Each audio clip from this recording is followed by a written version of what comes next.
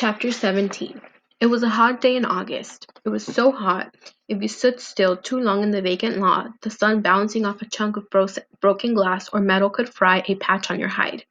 So hot, if you were packing candy, you had soup in your pocket by 2 o'clock. So hot, the dogs were tripping on their own tongues. And so hot, the fire hydrant at Green and Chestnut was gushing like Niagara Falls, courtesy of somebody wrenching off the cap. By the time Maniac and the rest of the vacant lot regulars got there, Chestnut and Green was a cross between a block party and a swimming pool. Radios blaring, people blaring, somebody selling lemonade, somebody selling Kool-Aid ice cubes on toothpicks, bodies, skin, colors, water, gleaming, buttery, warm, cool, wet, screaming, happy.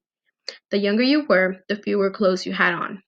Grown-ups sat on the sidewalk and dangled to their bare feet in the running gutters. Teenagers stripped down to bathing suits and cutoffs. Little kids, underwear. Littlest kids, nothing. Maniac danced and pranced and screamed with the rest. He learned how to jump in front of the gusher and let it propel him halfway across the street.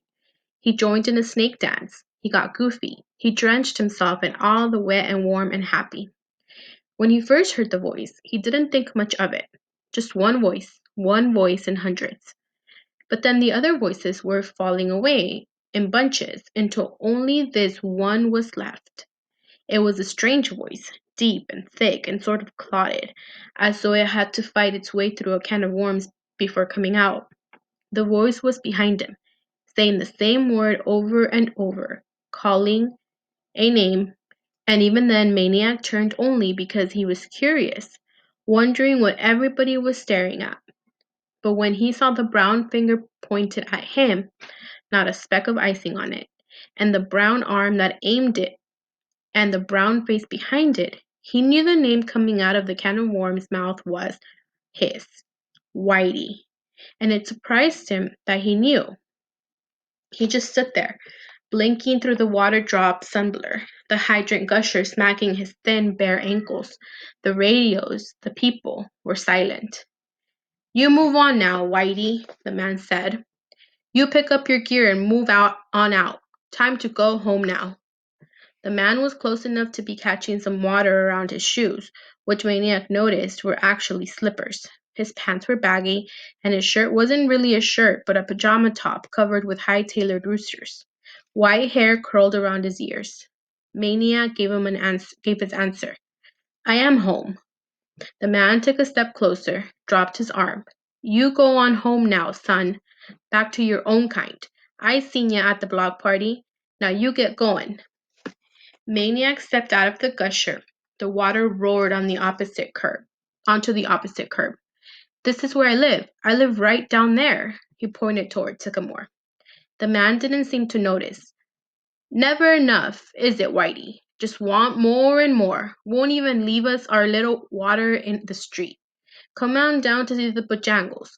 Come on to the zoo, the monkey house." He must be hard of hearing, Maniac thought.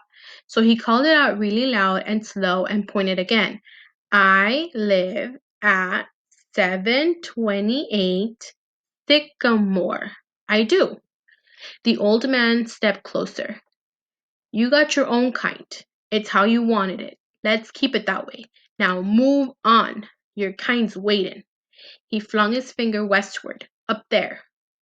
Suddenly Hester and Lester were by Maniac's side, barking at the man. "You leave him alone, old rag picker. You shut up." And the man was croaking, ranting, not to Maniac now, but to the people. "What happens when we go over there? Black is black, white is white. The sheep lie not with the lion. The sheep knows his own kind, his own kind." A woman was rushing in then, pulling him away up the street. "Our own kind, our own kind." The water thundered across the silent street.